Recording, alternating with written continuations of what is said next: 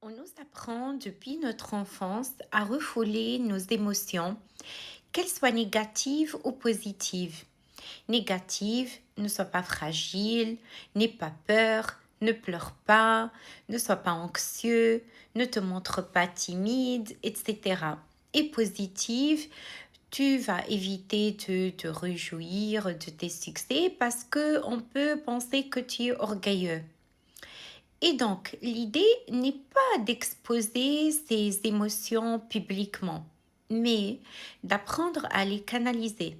Ça veut dire de faire comme un tuyau, un canal par lequel vont passer les émotions et donc elles vont passer doucement et calmement.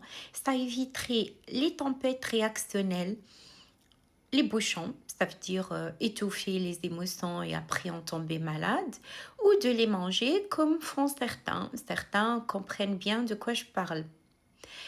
Et comment faire?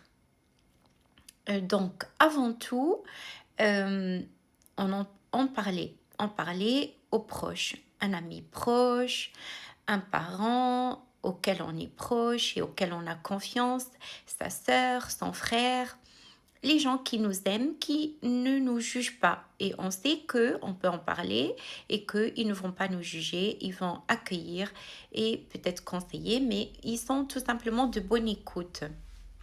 Sinon, écrire dans un journal intime. Parce que des fois, même si on est proche et on a confiance, on ne peut pas parler d'émotions qu'on peut nous-mêmes juger très intimes, comme une jalousie, par exemple. Donc, se permettre de coucher sur le papier et de l'écrire, c'est une manière aussi de canaliser les émotions. En parler dans des groupes aussi. Il y a des groupes d'entraide, ça existe.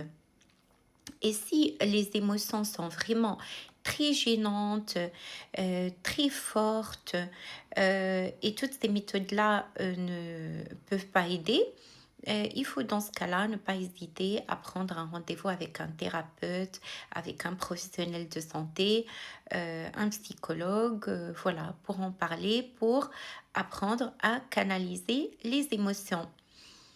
Le but est d'accepter les émotions. Les émotions, c'est l'humain. Être humain, c'est avoir des émotions. C'est la différence entre nous et l'intelligence artificielle.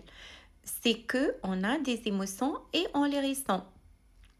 Et donc, euh, les accepter permet de ne pas réagir de manière inadaptée et de subir les conséquences de ces réactions-là.